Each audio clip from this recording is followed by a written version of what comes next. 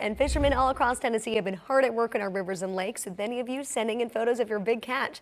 So let's cast a line out now to Nolan for today's Fishing Funtacular.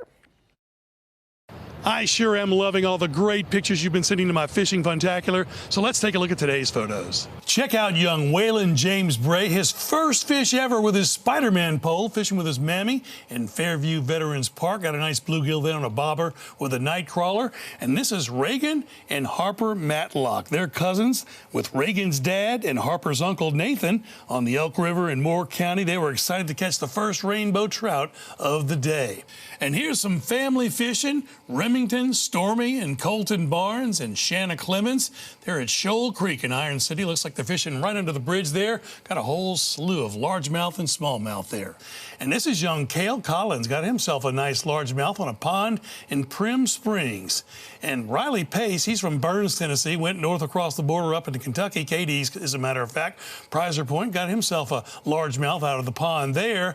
And Lorenzo Alvarez, his first fish ever, he was fishing with his poppy on Old Hickory Lake right there on the bank with a nice bluegill. Now, Mason Looney, he's got a story to tell. It's his first largemouth bass that he ever caught on Jones Creek in Charlotte, Tennessee. His next cast was a smallmouth, so you got off to a good start there, Mason. Now, Monica Thompson, it was her first time fishing ever, went with her grandparents at Cedar Hill Park, caught herself a nice catfish there. She was awfully proud of that and happy as well. John Hogan, a nice largemouth he got fishing on Old Hickory Lake right there in Gallatin. And Will Klein down in Chattanooga at Chickamauga Dam, a 28.6-pound channel cat. Now, a lot of folks this time of the year like to go south down to the Florida Panhandle, Navarre, Florida, as a matter of fact. A lot of red snapper there. Jeff Davis, Brittany Pulley, and Terry Davis. Looks like Jeff on the left had smaller fish, would probably be a vermilion snapper. They're red also, and they're all good eating fish. Everybody has a good time when they go down to the Gulf Coast.